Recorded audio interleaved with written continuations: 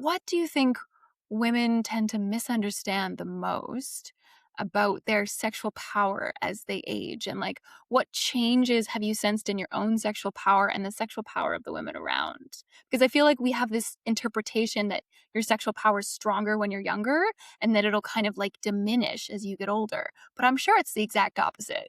It I think so, because when we're younger, we're so busy taking care of life, building life, and then depending on the age you have kids, I was I was a ripe 19 when I had my child, so I became an empty nester pretty early. But on the other side, you have so much more vitality and just your bandwidth grows because you have more time and energy to figure out who the hell you are. It's a homecoming. It is a homecoming. You get to excavate the woman that is buried under responsibilities and whatever we got buried under and have a homecoming. Now, it is different. And I think that social media, TV, blah, blah, blah, sex sells, right? And cute 20 something is a lot easier to sell as sexy than a voluptuous 60 something, So I think that gals my age, we struggle in really the right word. We just have to get right and be very confident in ourselves. I We become more invisible for things like that, if you will.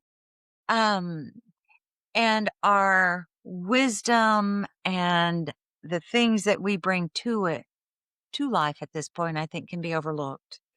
Uh, we know our bodies better than have ever known them. We know so much about ourselves, and staying confident and stepping into that, I think, is really important.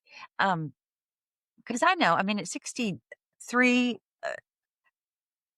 I'm just different. I show up different. I still love to dress. I still love to, um, I'm still me, but I'm not as self conscious as I was stepping into a room at 30, let's say. Hmm. Um, not as many men are looking at my boobs. Not just me. It's a different thing, which is fine.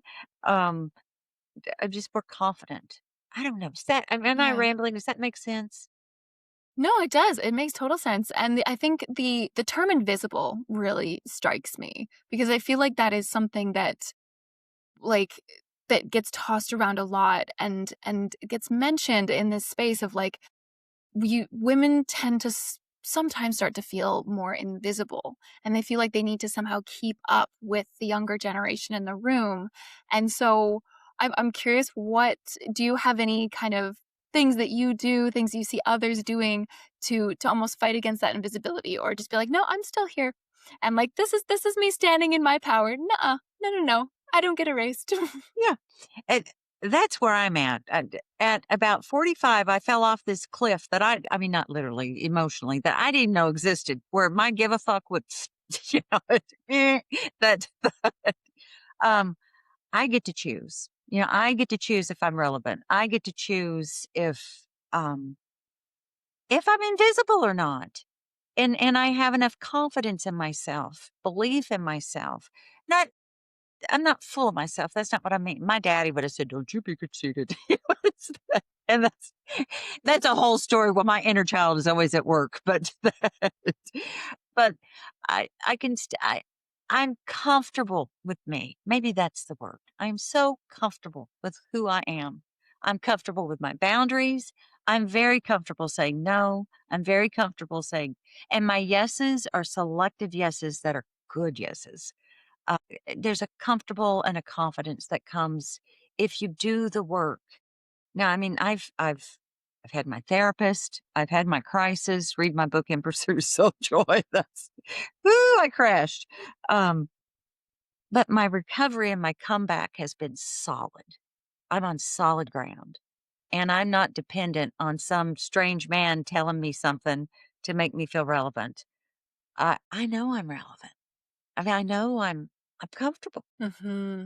Yeah, that's what we all want, right? Like that is the results and the feeling we wanna all feel in the morning. We wake up in the morning, we look at ourselves and we go, "Yes, I choose." Like, I really love that idea of choice, right? That you're stepping into this empowered choice of being who you wanna be and saying what you wanna say and saying, "I'm fucking relevant. Don't you dare tell me I'm not because I know I am."